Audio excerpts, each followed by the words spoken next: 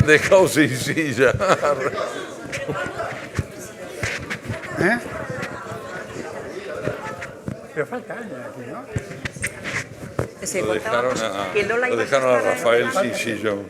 Rafael, que saca Ah, ¿no puede subir? Sí. Ah, y luego, claro. De todos modos.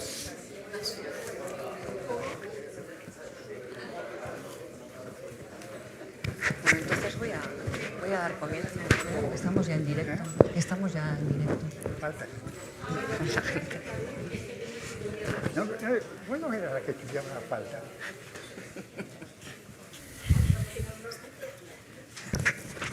Bueno, comenzaremos, ¿verdad? Empezamos, ¿os parece? No, tú no. Tú no vas. Bueno, muy buenas tardes. Por una coyuntura que no acabo de entender, estoy de presentadora también. O sea que, en primer lugar, le voy a dar la palabra a Lola López, que es actriz y autora, y le agradecemos muchísimo que esté aquí para leernos algunas cosas. Adelante, Lola. Bueno, en realidad para leerlos a ellos y a encarnarlos a ellos, porque ellos me han puesto sus palabras en papel, así que yo os las transmito tal y como ellos me las han dado, pero en realidad ahora soy casi un monstruo bicéfalo. ¿Cómo? Con ellos dos en las palabras y conmigo. No tengo aquí, no. Bueno, buenas tardes, amigas, amigos. Hoy presentamos el libro de Lierni, Irízar y Arnoldo Lieberman, La pregunta incesante bajo la piel de las palabras. Es decir, escarbar en la profundidad de las palabras hasta llegar a las grutas del lenguaje. Quizás porque recordamos aquellas palabras de Mercedes en diálogo con Rafael titulado Humanismo cosmopolita. Existe mucha gente formada culturalmente que ya no escribe. Se comunican a base de imágenes o emoticonos, pero no escriben.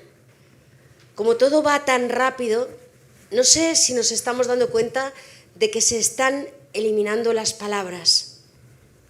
Por eso este acto invoca desde su soplo de vida la magia del lenguaje, como si fuera un rito y con ingredientes inestimables: el placer de leer, el deseo de escribir y el amor a las letras y a sus sonidos. Y como tutela del acto voy a leer dos citas. La primera es una voz de nuestro querido Antonio Porcia. Nadie te ha dado nada por nada si no te ha dado el corazón, porque solo el corazón se da por nada. La segunda, un poema de Francisca Aguirre, gran amiga de todos nosotros, que hemos perdido no hace mucho tiempo, pero que necesitamos esté hoy presente en este acto. Se titula El eterno retorno y dice así: convendría reinventarlo todo de nuevo, reinventar la gramática y la historia, reconstruir la geografía, cambiar la luna, conservar el sol para no equivocarnos en los cambios y porque siempre es necesario tener un punto de partida y desde ahí empezar otra vez a ser los mismos, inventarnos palabras para tapar los gritos del silencio, decir amor para que el miedo no nos mate y llamar luna a cualquier cosa que nos cuelguen del cielo y dé una luz escasa y mortecina. Después, contar la historia y empezar a pensar, eso sí, que convendría reinventarlo todo de nuevo. Para los que han leído a Santiago Kovadlov y a Rafael Argullol, podrán ratificar que su propio pensamiento y esta invocación de Paquita son hermanos siameses, ecos cósmicos, como diría Rafael, aquello de que el poeta es el maestro de los ecos o ser admirado por alguien como uno mismo no puede conocerse, que diría Santiago. Cumplido este deseo, les leo una breve introducción escrita por los autores del libro. Rafael Argullol escribió una vez: «Hoy he recorrido la ciudad como un loco durante horas y horas buscando a alguien que no estaba, que no estaría, que de ningún modo era concebible que estuviera. Y lo he encontrado». Queremos decirte, Rafael, que contigo y con Santiago nosotros también lo hemos encontrado. Con vosotros hemos descubierto que la belleza es el deseo de la belleza y que ese deseo es imperecedero y que, como dice Mercedes Monmany, es la calidad literaria la que está por encima de toda instancia, allí donde no se destierran los colores y los olores, las arquitecturas familiares y las tradiciones culinarias, pertenezcan a quien pertenezcan. Es una casa que siempre se lleva consigo. Este libro que hoy presentamos está habitado de preguntas, porque no hay conocimiento que no haya sido precedido por una pregunta. La pregunta inaugura las posibilidades y es la apertura misma de lo posible. Es la conciencia de lo no sabido, que alberga como promesa un saber. No obstante, no olvidamos que la verdad no está alejada de la ficción y por eso nuestro centro de atención se detiene tanto en el encanto embriagador de las burbujas como en la aparente solidez de una respuesta posible, tanto en la pregunta misma, en sí misma, como en la inquietud por una certeza casi imposible, conscientes que ambas, la burbuja y la certeza, nos son necesarias y que en la casa de la memoria no hay solo espejos, sino también ventanas. En fin, la búsqueda del otro, que nos reencuentre con nosotros mismos, que nos rescate de la torpeza del egoísmo y la vacuidad. Buscamos al otro, es decir, lo que no somos. El otro en sus destellos de ausencia, que es como toda ausencia una llamada, y responder a esa llamada es asistir a nuestra propia verdad, asumir esa otra mitad que nos faltaba. No se trata de entender o comprender tanto como de implicarse y abismarse.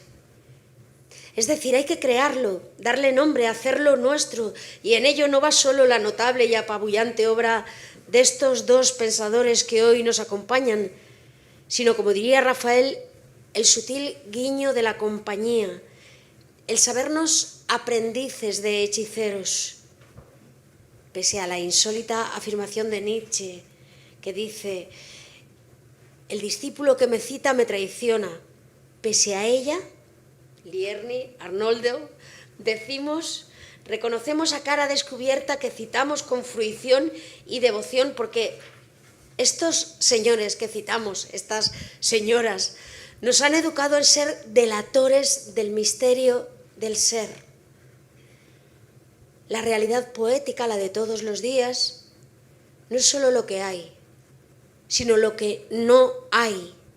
Abarca el ser y el no ser en su implacable justicia caritativa. El otro es un hueco de mí, es un hueco en mí, y el nuestro lo es en él, hueco del cual partir para encontrarnos y para que nos encuentre. Los bienpensantes ensayistas de este libro, como diría Albert Camus, son los cómplices de este texto y por ello, y recobrando la significación auténtica de la expresión, verdaderos compañeros de ruta en el sentido más transparente del término. Mencionarlos es porque nobleza obliga. Santiago Kovadlov y Rafael Argullol, hoy presentes, Alain Finkielkraut, Delphine Horvillier, Miguel de Unamuno, Marc-Alain Coagnin, George Steiner, Joan Carles Melic, Albert Camus y Roberto Juarroz. Cualquiera sea nuestra claridad expositiva, que por momentos puede nublarse o hacerse más hermética, como todo intento donde el encuentro, la colisión de dos seres distantes en el espacio sea enunciado y anunciado. Sabemos que el tema emerge de un resbaladizo y fascinante grupo de palabras que signan nuestra coincidencia y conforman nuestra alegría. Palabras que encierran acercamientos y convergencias y a la vez contienda, refriega y duelo. La amistad, como el amor, es la posibilidad de ser frágiles juntos, decía George Bataille. Una escritora y psicoanalista vasca, Lierni Irizar, y un escritor y psicoanalista argentino, Arnoldo Lieberman, diagramamos este dueto a la manera en que nos incitó Rafael Argullol con aquella notable expresión que hicimos entrañablemente nuestra. Nacemos con la mitad de la frase escrita y nos pasamos la vida entera intentando escribir la otra mitad. O aquella otra que nos marcó en el costado de Santiago Kovadlov. La muerte no es algo que va a sobrevenir. Uno, viviendo, se va muriendo y deja de morir cuando expira. Para poder morirse hace falta estar vivo. Claro que encontrar esa otra vida para bien morir es cosa de dioses, pero recordemos a Aristófanes, que decía: haremos bien en ser devotos y adorar a los dioses, si no, Zeus podría considerar oportuno, como la otra vez, dividirnos por la mitad y nos pasaríamos la vida entera saltando por ahí a la pata coja. No vamos a negar que en ocasiones nos preguntamos quién de nosotros en ciertos momentos es Rafael Argullol y quién Santiago Kovadlov, o Unamuno, o Melik, o Juarroz, o Camus. Ese instante de sorpresa ante lo real del que hablaban los griegos. La admiración a veces nos jugaba esa faena, esa inquietante jugarreta, porque es cierto que muchas veces no sabemos quién verdaderamente habla en el texto. Borges se preguntaba si aquellos que son fervorosos de Shakespeare no son literalmente Shakespeare. La fascinación y a veces la identificación dan cobijo a estas secuencias de las que no hemos huido, sino por el contrario han sido para nosotros ejercicios de admiración, como dice Cioran, porque como sabemos depende de nuestra lectura, de nuestra degustación de intérpretes, de nuestra pasión de lectores, el modo con el que abordaremos el texto y que logremos expresarnos a la manera en que lo señala Quagnin, con una caricia, mimar o palpar el libro y la mano abierta sin ánimo de apretar. De eso se trata. No nos extendemos más, lo que importa hoy es esta mesa relevante. Juntos, pero no revueltos, nos rodeamos de estos queridos maestros en esta obra siempre penúltima, donde intentamos transformar nuestras palabras en un providencial hechizo, así de fascinante, así de impotente, la tarea. Solo avalamos inequívocamente la honestidad de nuestra devoción y el abrazo a aquellos seres que hemos elegido para que nos acompañen en este pentagrama, en este intento de convertir la vida en un acto reflexivo y poético. Se trata, pues, y perdonen el énfasis, de vencer la muerte del amor para vencer con el amor a la muerte.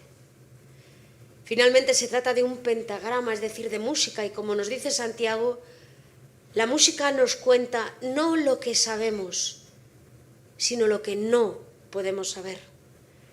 Muchas gracias. Dicen ambos.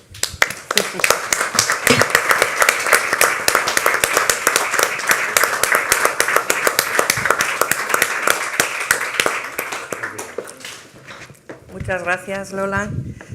Bueno, pues pasamos la palabra a estos tres estupendos... ¿Estás sin micrófono? Está aquí. Era pasárselo a la Mercedes. Es que estaba lejitos y me lo han dicho, pero no lo he hecho. Bueno, pasamos la palabra a los tres fantásticos escritores, ensayistas que hoy nos acompañan. En primer lugar, hablará Mercedes Momani. Buenas tardes, muchas gracias por haber venido a todos y mucha emoción por mi parte por estar ante algunos de los pensadores, escritores, ensayistas que más admiro de la actualidad.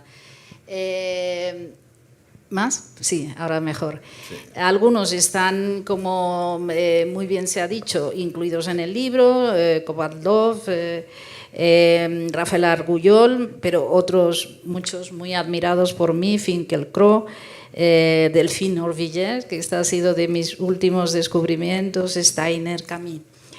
Pero nos quedaríamos cortos según esto, porque hay una convivencia, y he sacado aquí una frase que me gusta mucho, pasión por la convivencia y la no hegemonía, porque todo el libro es el arte de la cita, que por cierto, si no me equivoco, el gran ensayista multidisciplinar que es Arnoldo Lieberman nos dice que lo aprendió a ver si encuentro, de Santiago Kovaldov, que vive el amor de la cita, el embeleso de la cita. Me ha gustado mucho, porque es verdad que hay muchas de estas citas, bueno, ahora lo decimos por encima como si esto fuera lo más grande del mundo. La cita es un arte que además esa condensación que a lo mejor un libro admirado o un autor admirado se revela en 3 líneas. Es casi la responsabilidad del intelectual de no meter la pata y no expresar en esas pocas líneas lo que quería decir el autor con un grandísimo libro. Pero es que los figurantes secundarios de lujo, yo he marcado, son impresionantes, claro, con lecturas continuas de, como se decía, de convivencia y de no hegemonía, de Zambrano, Levinas, Quignard, Buber, Jean Patoca, Foucault, Bataille, Peggy, Borges, Musil, Lacan, Proust, Kundera, Trías, Enrique Lynch, por supuesto Heidegger y Wittgenstein. Un apartado a poetas, que como hemos citado, Francisca Aguirre, Félix Grande, otros que admiro mucho como Hugo Mújica, que es, hace tiempo que no lo veo, pero es un poeta impresionante, Pizarnik y otros más, Kertész, Vladimir Yankelevich. Este libro, para mí, que soy admiradora del género del ensayo, de la forma que lo define, también refiriéndose a Rafael Argullol, ahora es verdad que no se sabe muy bien cuando habláis a alguno de los dos, o lo define Arnoldo o lo define Lierny. Me estaba acordando de una canción francesa famosa en los 60, 70, Je sais pas où tu commences, tu sais pas où je finis. Esto bueno, es un diálogo tan compenetrado que a veces no se distingue. Y sobre Rafael Argullol, dicen los autores, el libro que hemos elegido es una muestra límite de lo que Rafael considera literatura transversal, que combina ensayo, poesía y narración. Y aclara Rafael Argullol, depende de los ritmos, de la respiración del texto. Esto se podía aplicar a estos grandes ensayistas que son más transversales imposibles. Hablan de todos los géneros posibles, de música, de filosofía, de literatura. Es un lujo realmente, y no quiero insistir sobre esto, pero a mí es de los libros que más me han impresionado los últimos tiempos, porque con estas 10 grandes ensayos, el lector que quiera tener una representación contemporánea de lo mejor de nuestros ensayistas, después de Montaigne, lo encuentra. Yo he sido una gran admiradora del ensayo francés, he aprendido mucho de ellos, son todos herederos de montaña. A mí me gustaba muchísimo Julien Gracq y siempre me gustaba en Gracq, que lo repetís bastante en el libro, la idea del caminar, del paseo. De cambiar de ruta, de tomar senderos.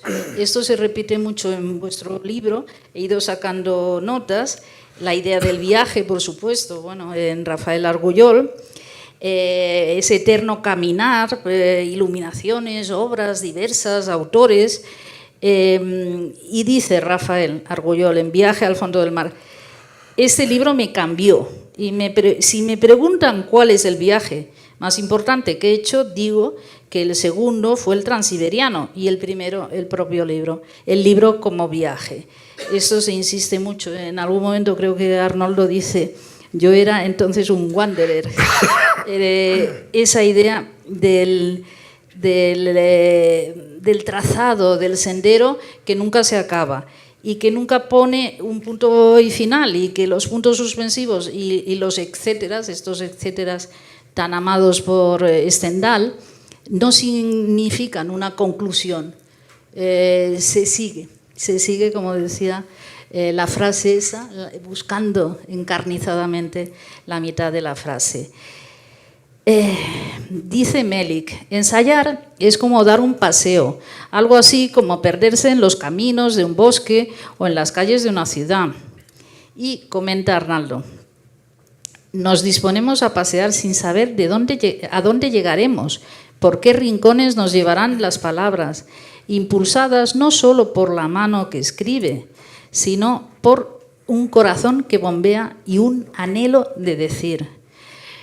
El ensayo no es demostración, sino como mucho mostración, que se erige a partir de aforismos, citas, fragmentos, instantes, fragilidad, todo ello sin buscar la verdad.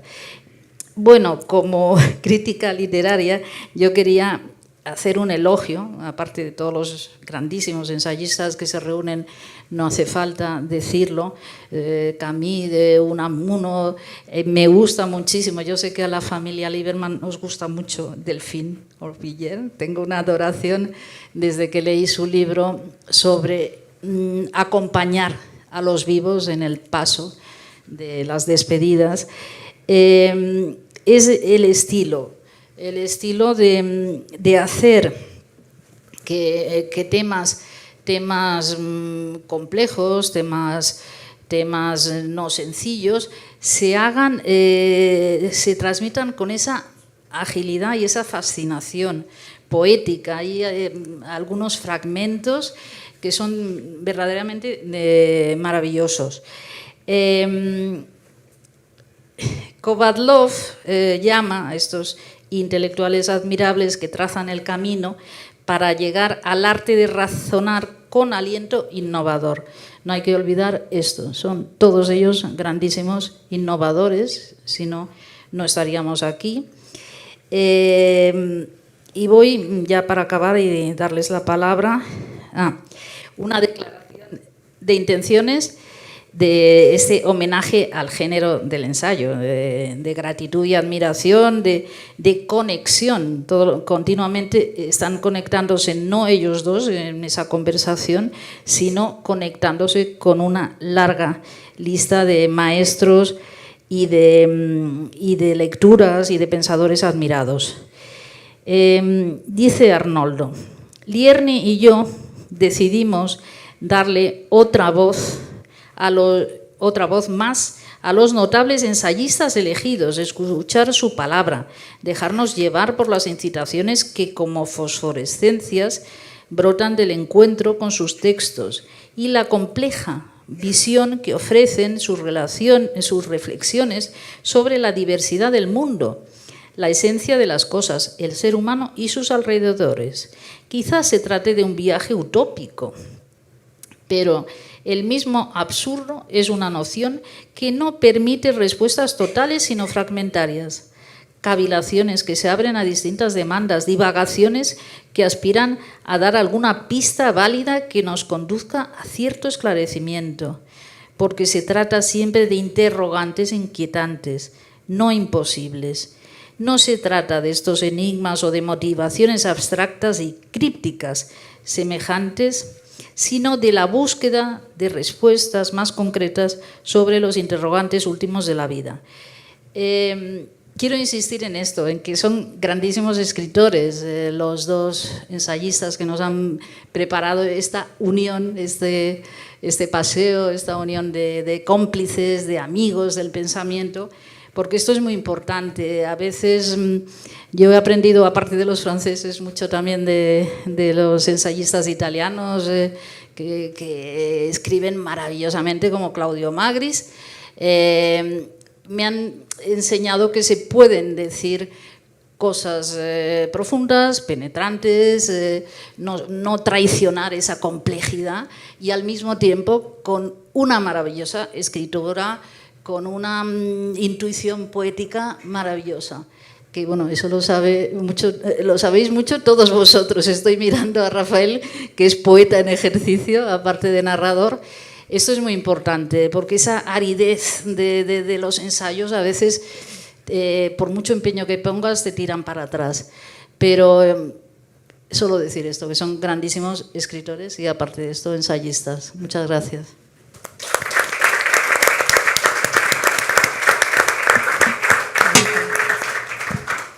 Muchísimas gracias, Mercedes. Le pasamos la palabra. Yo ya tengo un micrófono. Ah, sí, ya tienes. Ah, bueno. Sí. ¿Se oye? No, entonces se lo devolvemos. Hablo yo. Sí, gracias, Rafael. Hola, buenas tardes. Para mí es un enorme placer estar aquí en este acto de presentación del libro que han escrito Arnoldo y Lerner y además porque la relación concretamente con Arnoldo es una relación que empezó hace como 40 años. Ha sido una relación intensa, más esporádica de lo que hubiéramos quizá deseado, Exacto. pero marcada ya por esta capacidad que él tiene para el diálogo y para la polifonía, para juntar y rejuntar voces, hacer conversar entre sí voces, que es algo que a mí me dejaba sorprendido al principio cuando recibí los primeros libros de Arnoldo, esa sabiduría de la cita a la que se refería antes Mercedes, cómo hacía participar en sus libros a toda una serie de referentes clásicos y modernos, y todos ellos vibraban a través de sus páginas. Pues esto nuevamente se renueva en este libro, y una de las cosas realmente agradables del libro es esa invitación continua a la complicidad que tienes desde el principio. Tanto Arnoldo como Lerner han conseguido un ejercicio que no es fácil. El ejercicio de escribir a cuatro manos no es fácil, pero es realmente muy estimulante, porque es un diálogo parecido al que de una manera fantasmal, de una manera espectral, tiene el escritor con el lector, con el futuro lector. El ejercicio de escritor es muy solitario. Es algo, en mi caso, por ejemplo, yo escribo todavía a mano, o escribo a mano porque quiero escribir a mano, y aún es esa relación con la página en blanco, el rotulador, la estilográfica, la mano, es una relación muy física.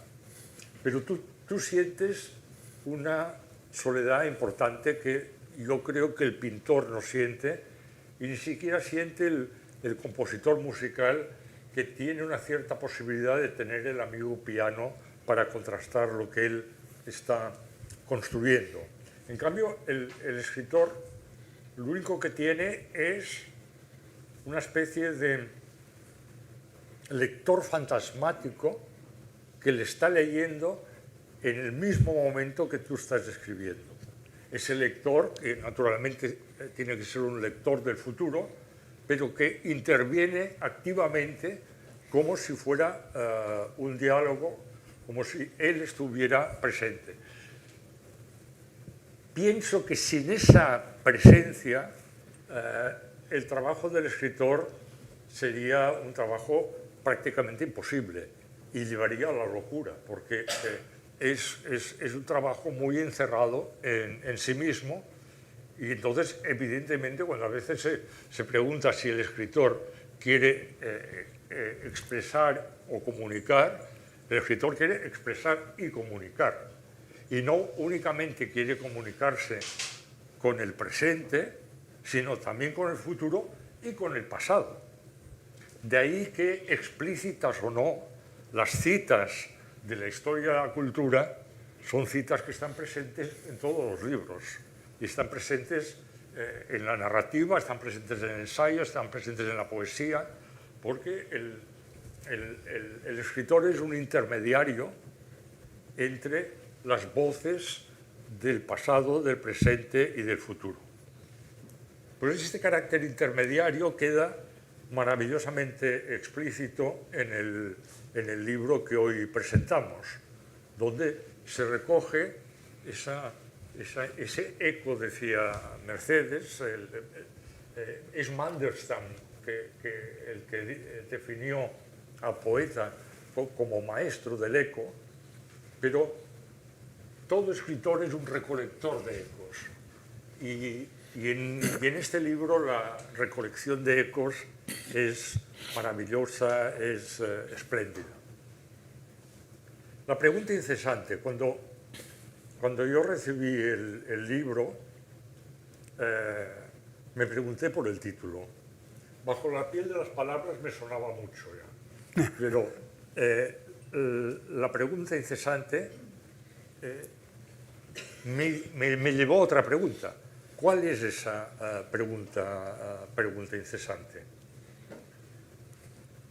Y es complicado dar una respuesta a esa pregunta, a cuál es esa pregunta incesante.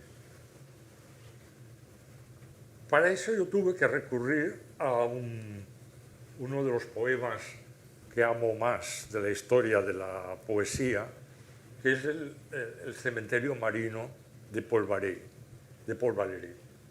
Porque en el Cementerio Marino, creo yo, se da una cierta respuesta sobre las relaciones que puede haber entre la pregunta incesante y la pregunta esencial. La pregunta incesante es la pregunta esencial. Antes Mercedes hablaba de las preguntas sobre la condición humana, sobre la condición de la vida, la pregunta sobre la divinidad, las preguntas que el hombre ha tenido por esenciales a lo largo de la historia de la cultura. Pero la pregunta esencial, en el sentido puro, no puede ser formulada. No existe. La pregunta esencial no existe. Porque a la pregunta esencial le sucede lo mismo que al oteador del mar en el Cementerio Marino, que no es otro que el propio Paul Valéry, al intentar enfrentarse al mediodía puro, al intentar enfrentarse al deslumbramiento. Entonces, como se recoge muy bien en el poema, hay un momento en que cuando no hay sombra en el mundo, cuando no hay sombra en la vida, lo que hay es una ceguera que puede ser una ceguera maravillosa, una ceguera de una perfección absoluta, pero inexpresable. Y el propio poeta vacila en el sentido de que no puede seguir escribiendo acerca de lo inexpresable. Algo parecido a lo que se recrea en el libro estupendamente sobre la ópera de Schoenberg, Moisés y Aarón, ¿no? Moisés tiene delante de él en un momento determinado la pregunta esencial, pero no puede expresarla. No puede expresarla. Por eso, al bajar, sucede lo que sucede con Aarón, etc., porque aquello es inexpresable, como el deslumbramiento, como el desierto puro. Yo recuerdo la primera vez que fui al Sáhara, que es uno de los desiertos más puros que hay, en el sentido de que hay muy poco accidente en muchos territorios del Sáhara, y aquello era como inexpresable también. En su sentido radical era inexpresable. Dios, el desierto, el mediodía, es decir, el mundo sin sombra, es inexpresable. Entonces, ¿cómo logra continuar el poema Paul Valéry? Pues yendo más allá o más acá de ese deslumbramiento, de ese silencio primordial que implica el propio deslumbramiento y que implica la pregunta esencial.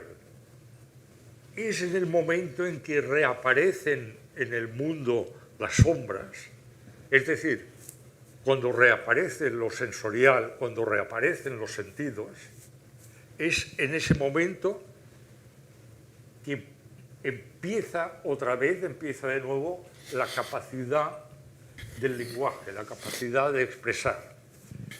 Dicho de otra manera, es en lo impuro, es en lo imperfecto, cuando nosotros tenemos una posibilidad de dialogar con lo esencial y con lo puro, solo a través de lo imperfecto, solo a través de los sentidos nosotros llegamos a la idea perfecta, solo a través de los sentidos. Por eso en el cementerio marino va avanzando el día y el yo poético se va convirtiendo en alguien que es capaz de tantear, más allá de la ceguera, tantear en lo que es el universo de los sentidos. Hasta que finalmente viene lo que es la posibilidad humana. La posibilidad humana es nadar. La posibilidad humana no es ver exclusivamente el mar desde su perfección ataráxica, sino a través de lo sensorial relacionarse con ese mar, a pesar de que esto llevará a juegos imperfectos y llevará a juegos contradictorios. Y eso a mí me parece maravilloso en el poema de Valéry, pero he llegado a la conclusión hace tiempo ya que este es el núcleo del arte, que por eso nació el arte, que el arte, en lo que llamamos el ser humano, nació en el momento en que éste intuyó la pregunta esencial, pero no pudo responderla.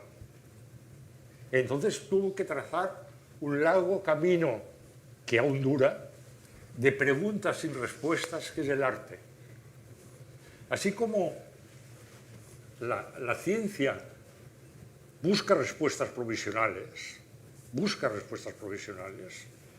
la religión tiene respuestas permanentes.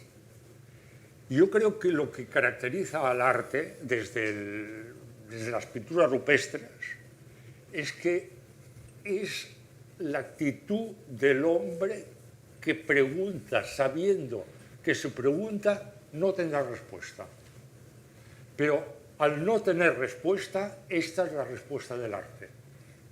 Esta es la respuesta del nadador en el poema de Paul Valéry. Y voy concluyendo.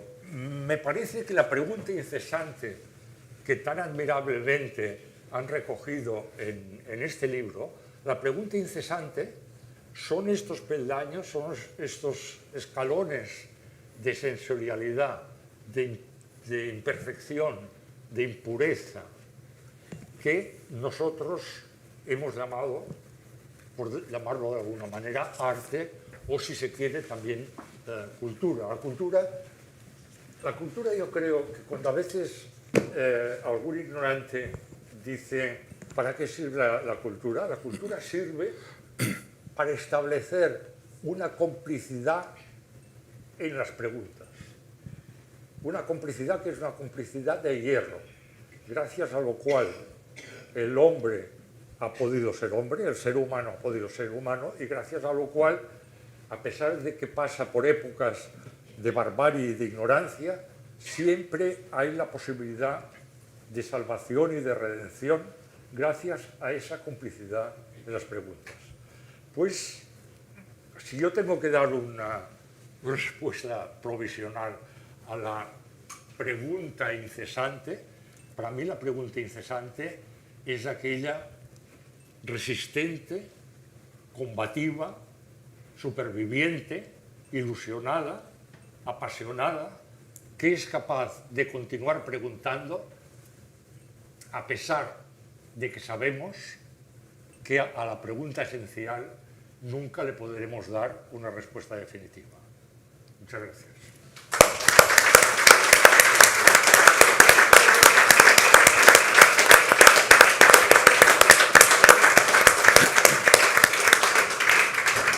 Bueno, Santiago Kovadlov. Muchas gracias. Muy buenas noches a todos. Es para mí una alegría incesante la de poder compartir este momento con todos ustedes. Querría, a modo de epígrafe de esta lectura que voy a hacer,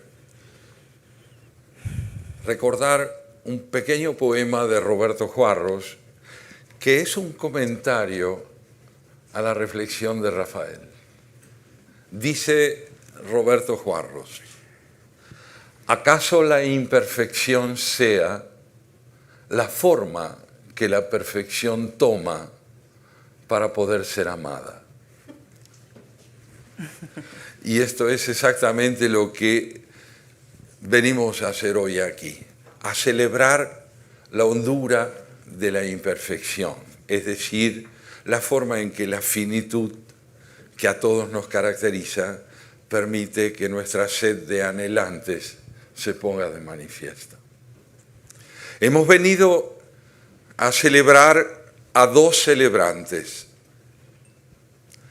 a dos escritores que han puesto su empeño en agradecer la palabra de otros 10 autores hermanados con ellos en un desvelo común y en un registro literario compartido, el del ensayo, ese género de vacilantes, de semiciegos, de caminantes cautos y decididos a la vez, que encuentran sustento en lo que tan certeramente han sabido designar Lierni y Arnoldo en la pregunta incesante. Obra de agradecidos, entonces, es este libro generoso, y a quienes por nuestra parte estamos igualmente agradecidos, los que hemos tenido el privilegio de que el afecto, el interés y la hospitalidad de Arnoldo y Lierni recayeran en alguno de nuestros libros. Esta es también obra de atentos discípulos de Velázquez, pues al trazar la semblanza de los pensadores que abordan, se retratan a sí mismos mediante el modo tan personal en que proceden. Y por eso hay que decir que al brindar cobijo con su entrega a quienes en ellos despiertan tan excepcional afán de interlocución, hacen de su libro un escenario de encuentros primordiales, de intercambio tan sentido con lo leído, que no cabe menos que asegurar que han honrado a Martin Buber, pues nadie como Buber brindó tanto acerca del significado del diálogo. Lierney y Arnoldo han procedido de tal modo que cada uno de estos 10 que figuramos en la pregunta incesante, podemos comprender que hemos sido agraciados por una lectura viva. Y viva precisamente porque se la practica como un ejercicio de intimidad. Privilegiados, en fin, por ese amor que como autores nos inviste de sentido mediante la forma en que acoge lo que hemos escrito y le infunde aliento a lo que solo podemos llegar a significar para otro, nunca para nosotros mismos.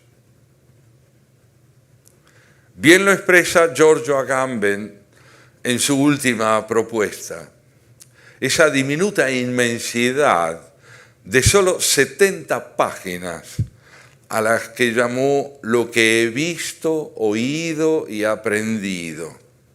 Dice,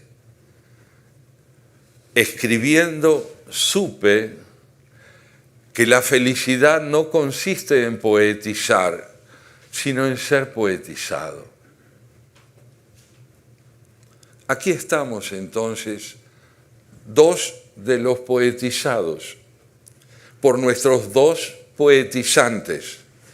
Y aquí estamos, añádase, para poetizarlos por nuestra parte, en nombre de los 10 que somos, con la premura y la alegría de contar en nuestras vidas, y no solo en nuestros libros, con la presencia de estos seres de excepción. 10 autores somos, pues los que conformamos el coro que bajo la conducción de estos intérpretes proponemos nuestras aproximaciones a lo que entendemos siempre a medias por realidad, por verdad, por persona y en todo ello por intrincado y desafiante. Aquí estamos, leídos por Arnoldo y Lierney, Delphine Orvilleur, Alain Finkielkraut, Miguel de Unamuno, Marc-Alain Wagner, Jean-Charles Mélis, George Stein, el Albert Camus, Rafael Argullol, Roberto Juarros, y quien redacta estas líneas. Puesto que al mismo tiempo este libro que nos brinda hospedaje es un elogio del ensayo, no puedo menos que recordar que quien fue el inventor de este ensayo, de este género llamado ensayo, es el que mejor supo caracterizarlo. Escribo ensayos porque no hago pie, dejó dicho para siempre Miguel de Montaigne. Este innovador que nos habló de sí mismo en el siglo XVI como nadie en su tiempo se atrevió a hacerlo, tiene un solo predecesor en la literatura occidental, Agustín de Hipona. Las confesiones que se propuso le impusieron a Agustín en empleo de la primera persona del singular, única forma de infundirle credibilidad a una sensibilidad que hizo de la fe en Dios el escenario atormentado de su indeclinable franqueza. Añado de paso que no me decido a excluir a Séneca de este rol de predecesores de Montaigne, que indudablemente le cupo a Agustín de Hipona, no solo porque su prosa inscribe a Séneca en el territorio fundacional sobre el que el francés habría de edificar su casa, sino porque además ni su apego a la moral, ni su afición a lo político lo apartan de la necesidad de hacerle lugar en su enunciación a las vacilaciones y penumbras que pueblan su espíritu crítico. Ahí están para probarlo, no únicamente sus célebres de la brevedad de la vida, sino también sus meditaciones sobre la cólera, el ocio y la clemencia, así como su conmovedora semblanza de la serenidad, esa de la que dio pruebas aún en su trágica hora final.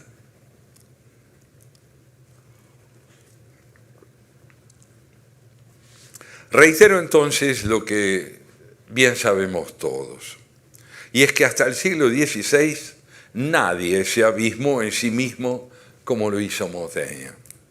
Y al llegar tan lejos, creo, lo impulsó una sed tan inusual de autodiscernimiento que solo encontró equivalencia en Étienne de la Boétie. De la Boétie fue el amigo sin igual, que le brindó la vida y del que la muerte lo privó súbita y precozmente. Pues bien, ese primer momento frente a frente de Montaigne con la Boétie, sobre el que nos informa nuestro ensayista, ese cara a cara con el otro que es celebración, late en su modo y a su modo en la pregunta incesante. Estando ante ese inigualable amigo por primera vez, luego de haber frecuentado y encontrado en sus reflexiones y poemas su propio modo de pensar y de sentir, Montaigne se vio ganado ante todo por la certeza de que el de ellos no era un encuentro inicial, sino la prosecución de un vínculo preexistente. De muy lejos venía la afinidad sustancial que coronó aquel primer abrazo del que nos habla Montaigne.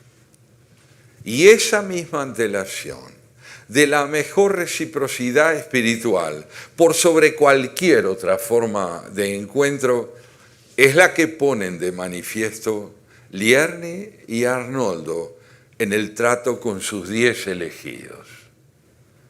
Por lo demás, y volviendo ahora al género literario que lo tiene por progenitor a Montaigne, digamos que si atreverse al ensayo es animarse a incursionar en todo aquello donde el dogma se resquebraja en favor del pensamiento conjetural, Lierne y Arnoldo prueban, por el modo como abordan a sus 10 bien leídos, que forman parte de esa misma familia de escritores que convocan su interés. Los procedimientos típicos del ensayo afloran en las interpretaciones que ambos proponen. La oscilación conceptual, que enriquece con matices semánticos lo que no se deja atrapar en lo inamovible, la asociación constante de lo leído con la propia vida y con otras voces, la búsqueda de un punto de apoyo provisional para impulsar un juicio hasta sus máximas posibilidades de discernimiento. Por supuesto, los tonos de Arnoldo y Lierne no son los mismos. Si ambos alcanzan a configurarse como escritores, se debe precisamente a que sus voces no resultan homologables más que en un aspecto, el de su singularidad. Si se complementan como lo hacen, es porque no se superponen. A tal punto que el lector que nos visite en la pregunta incesante tendrá ocasión de encontrar no solo a 10, sino a 12 autores. 2 de ellos anfitriones de los restantes y tan bien perfilados por sus propias manos como lo estamos los otros 10. Son los suyos, musicalmente hablando, 2 registros que distinguiéndose se potencian mutuamente. La de Lierne, diría yo, es una prosa reposada, promotora de pausas, entre una y otra de sus intervenciones, con el propósito de que en esos claros que abren sus repliegues discursivos se haga oír la voz del autor sobre el que en cada caso trabaja y en cuya transcripción ella respalda la intención de sus interpretaciones. Lierni propicia la cauta lentitud de la relectura mediante señalamientos que evidencian hasta qué punto su formación psicoanalítica, sus recuerdos personales y aún muchas de sus intuiciones se enhebran habitualmente con lo leído y convierten los libros que frecuenta en escenarios propios, biográficos y en tal sentido altamente testimoniales. Prosa de oyente, atenta a los deslizamientos del lenguaje. La suya nos incita a leer a quienes aún no hemos frecuentado y a releer a quienes estimábamos haber conocido suficientemente. El deleite de la lectura es en Lierni palpable y el entusiasmo con que lo evidencia redunda, por supuesto, en beneficio equitativo de todos los que aquí fuimos tan cordialmente agrupados. Lo de Arnoldo es otro cantar, literalmente otro cantar. Y de allí la armonía de estas dos voces unívocas. Arnoldo es beethoveniano, sinfónico, volcánico. Su lucidez es emocional, arrebatada y notablemente incisiva en un desvelo sin tregua. Las palabras lo buscan en tropel, su prodigiosa memoria agolpa a las puertas de su pluma las demandas más diversas para imponerle un océano de citas, siempre reveladoras, incesantes, evocaciones estremecidas, confesiones que salen al encuentro de lo que lee y también provienen suscitadas como estallido fulgurante de lo que lee. Arnoldo es multívoco, un ensayista que piensa sinuosamente, que se autorretrata hasta el agotamiento con cada libro que celebra, con cada autor que lo conmueve, con cada idea que lo impulsa a renacer. Es, como su admirado Albert Camus, un amante fervoroso de la inteligencia visceral, de la que se niega a disociar el cuerpo del alma. Su capacidad de admirar es inagotable y su gratitud hacia lo que admira y hacia quienes admira, infinita. Hay dentro de la vastedad de lo que despierta su interés un solo lugar jerárquico, el que ocupa la música. En nada, como en ella, Arnoldo ha oído la voz de lo trascendente, la intensidad de lo inefable, lo que oculta y revela la piel de las palabras. Él lleva estampada en su corazón la sentencia insuperable de Agustín de Hipona. La música no tiene ningún significado, pero llena nuestra vida de sentido. Arnoldo despliega sin cesar sus serpentinas, como él llama, a esas asociaciones súbitas e inspiradas con que practica sus desvíos discursivos para infundir aliento renovado a lo que escribe. Todo, en suma, lo entreteje en su escritura este cazador de parentescos insospechados.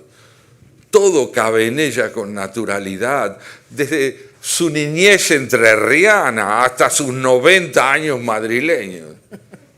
Su jovialidad literaria es inconfundible. En su voz el dolor, tantas veces ineludible, no tiene nunca la última palabra. A Arnoldo le sienta inmejorable aquel verso de Ricardo Reis el heterónimo de Fernando Pessoa, que dice: lo que en mí siente está pensando. Y qué bien le cabe igualmente aquella pregunta del no menos pessoano Álvaro de Campos, cuando dice: ¿qué sé yo de lo que seré yo que no sé lo que soy?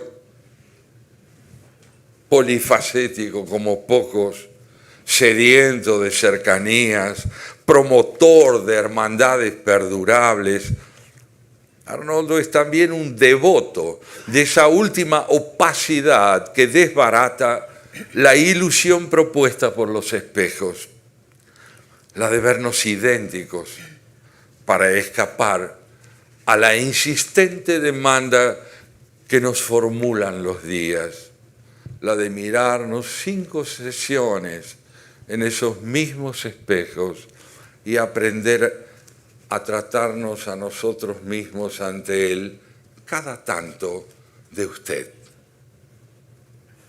Todo esto es Arnoldo y más también. Y por sobre todo lo que es, y por sobre ese aún más, Arnoldo es judío. Y eso quiere decir un apólogo del matiz que atenta contra la propiedad privada de la verdad. Un corazón decidido a no retroceder ante el fanatismo. Una sensibilidad persuadida de que el espíritu crítico nos hace libres y de que el logro más alto de la tradición judía es el de haber sacralizado la interpretación. Él sabe que la mayor alegría de Dios es que el hombre no renuncie nunca a preguntarle por qué. Gracias, Lierne. Gracias, Arnoldo.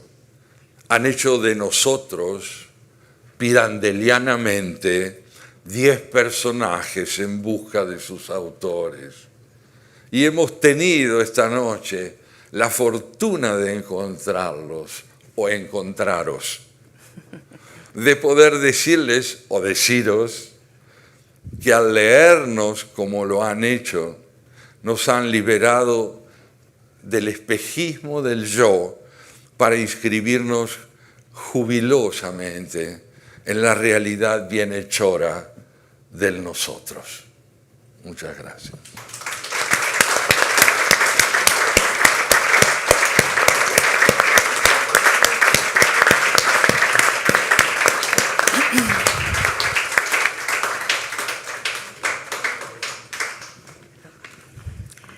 Bueno, pues te paso la palabra a mí misma.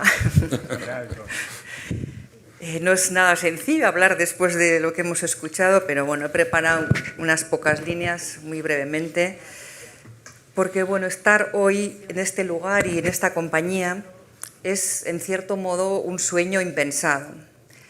Y los sueños, que siempre me han acompañado, se entrecruzan con la realidad, tan misteriosa como el mundo onírico y tan generosa en algunas ocasiones como la de esta tarde, en la que puedo formar parte de este evento privilegiado y emocionante.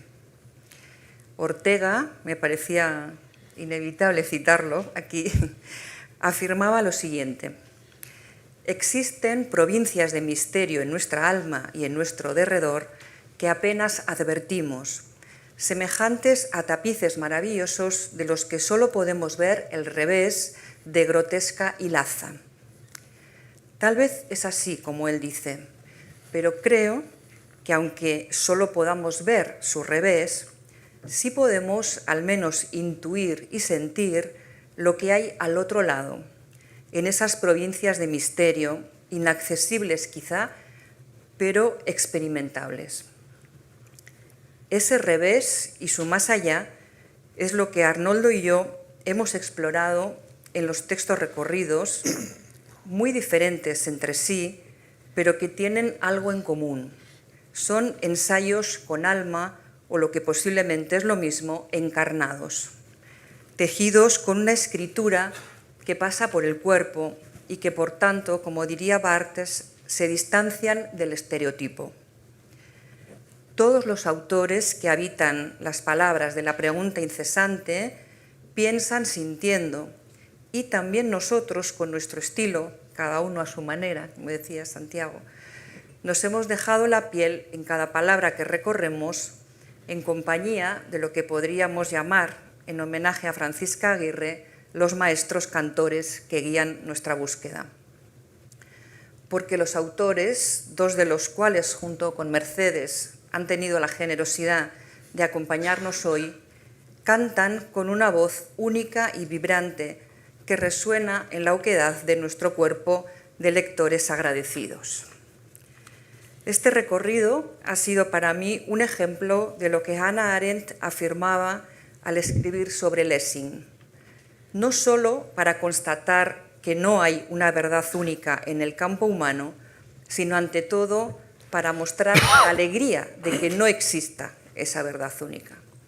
Y por tanto, la imperiosa necesidad de continuar el discurso, la pregunta, la conversación.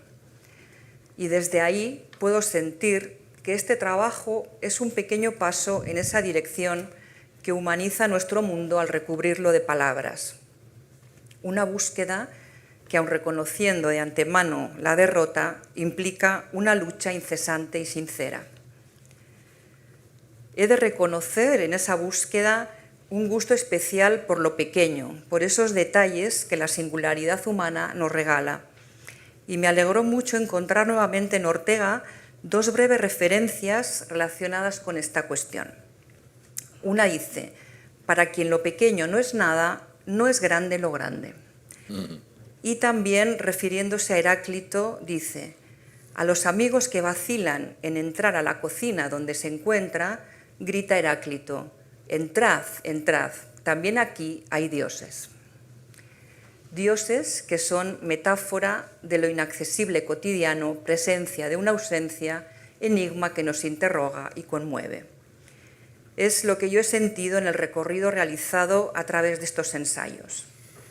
Hay dioses en la voz del silencio de Santiago Kovadlov, en los personajes e historias inolvidables de Rafael Argullol, en la ternura de la caricia de Wagnin, en la fragilidad de Abel, de la que nos habla Delphine Hurbillier, en la alteridad del amor de Finkielkraut, en la verdad de la ficción de Unamuno, en la finitud de Melik, en la metáfora sin sentido que es la música en Steiner, en el Sísifo feliz de Albert Camus y en la espalda de las cosas de Juarroz. Y por supuesto hay dioses a montones en las palabras de Arnoldo Lieberman, con quien tengo el placer y la alegría de escribir acompañada. Aunque Arnoldo se ocupará oficialmente de los agradecimientos, quiero dar las gracias a quienes han hecho posible este libro y a todos los que hoy lo celebran con nosotros. Muchas gracias. Muy bien.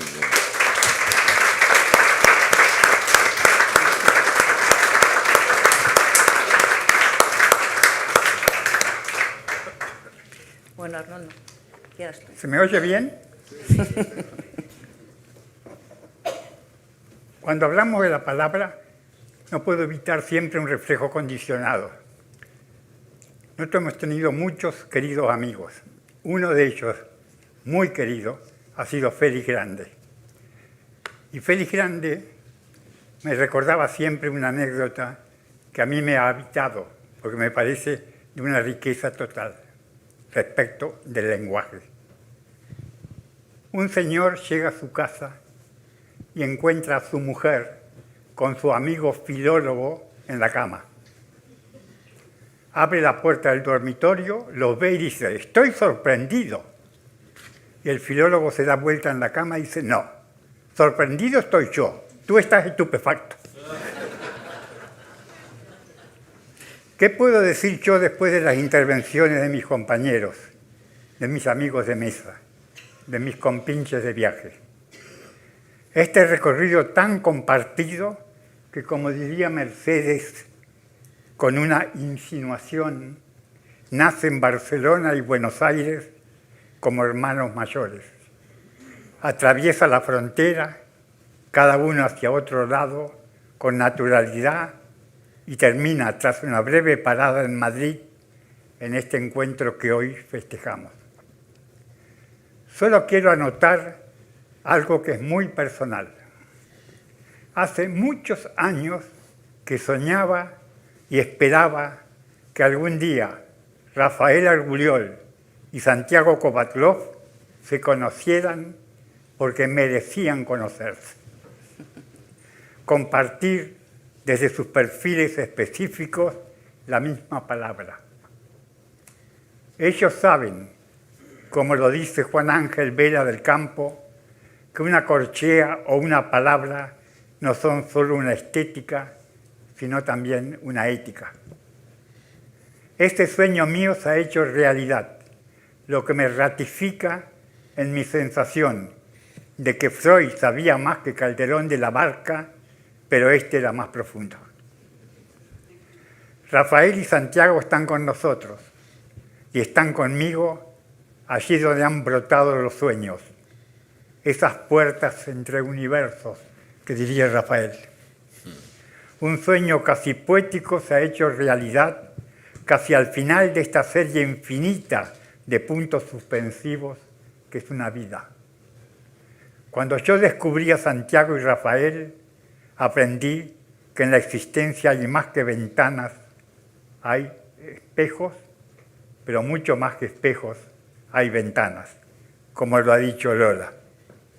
Algo me habló en el silencio y algo cayó. Algo se me fue por el camino hasta surgir fraternal y conmovedoramente hoy con la presencia y el reconocimiento de un sueño. Toda vida humana y toda vida de la vida tiene sus flujos y reflujos, y en esa tensión arraiga un latido, y a ese latido lo llamamos tiempo. Con él nos hacemos y nos contamos, nos cambiamos y recuperamos, nos soñamos y nos frustramos, nos hacemos y nos deshacemos. La pregunta incesante, el libro que hoy presentamos, es una apuesta por y contra el tiempo, entre la palabra que dice y la palabra que no escuchamos.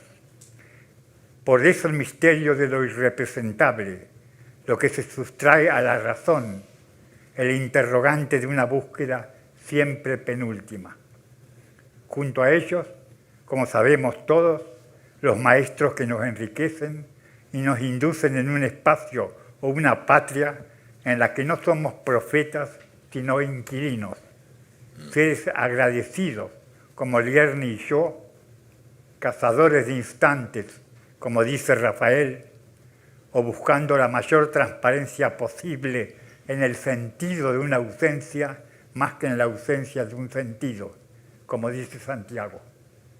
Hay en mi alma, confiesa Nietzsche, algo insatisfecho, algo que nunca se satisfará, y eso es lo que canta.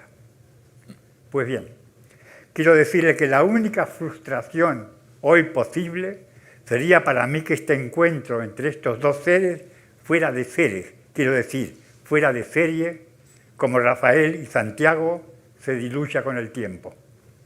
Porque me gustaría mucho que permanezca este dueto de amigos maestros que me enseñaron a pensar, a escuchar lo que no podía oír, a saber que el único puente entre dos latidos es la distancia que los separa y el abismo que los incluye. Y como diría Mercedes, el por qué hemos llegado aquí, a este mundo que se incendia periódicamente, sería muy fácil arguir que la distensión es una utopía, pero aún así el registro de estos amigos cercanos ilumina nuestra tarde de encuentro. Digo yo, un deseo para cada uno, que descubra en el otro que ese ser que estaba lejos, lejos de dónde, en realidad habitaba en nuestra intimidad.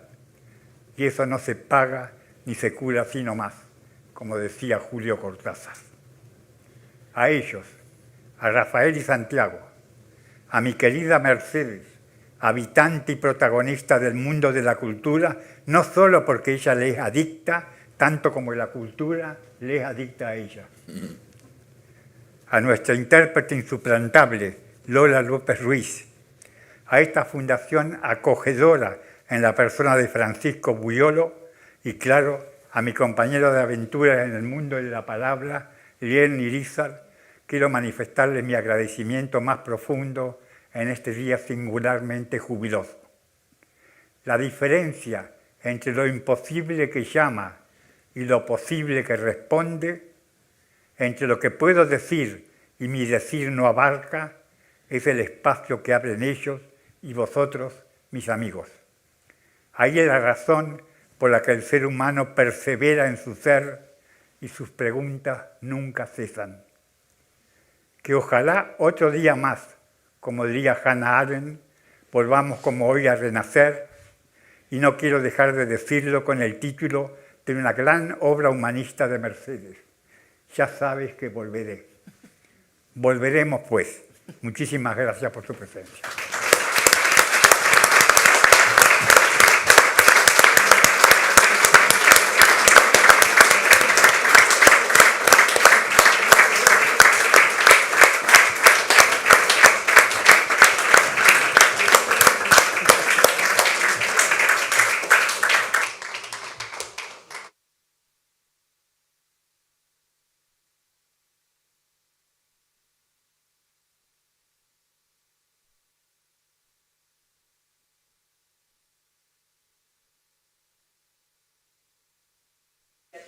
Coloquio, ¿no? Pero parece que no. Ah, sí, hay tiempo, vale. Ahora tengo audio. Bueno. ¿Hay alguien que participa? ¿Va a hacer coloquio? ¿No? No. Bueno, no sé si alguien quiere hacer algún comentario o pregunta. Arnoldo dice que no, pero vamos a dar unos minutos. El siguiente. Arnoldo, contéstale. A Lola, te hace una pregunta. ¿Cuál va a ser el siguiente, Arnoldo? No te oigo. El siguiente libro. El siguiente libro lo vamos a festejar acá. ¿Cuál es? Mira, comenzó a existir. Yo no sé. Sí, se llama El Enigma Femenino. Es un libro sobre 10 mujeres creadoras. Desde Francisca Aguirre hasta Sor Juana Inés de la Cruz, desde Alejandra Pizarnik hasta Clarence Lispector, y así. Pero esto ya el futuro. Y con el futuro, como sabés, como decía Paca, nuestra amiga. Paca decía siempre, con la gente que tiene certezas hay que tener cautela. Bueno, pues gracias. aquí lo dejamos. Gracias.